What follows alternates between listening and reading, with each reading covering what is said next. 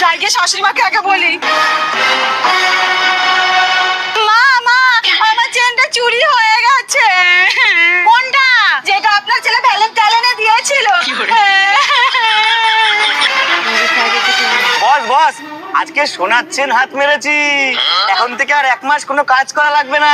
বাহ চাঙ্গু, তোর কাজ দেখে আমার মন ভালো হয়ে গেছে। যা, তেঁতুল গাছের নিচে হাফ দেশি রাখা আছে, মেরে দে।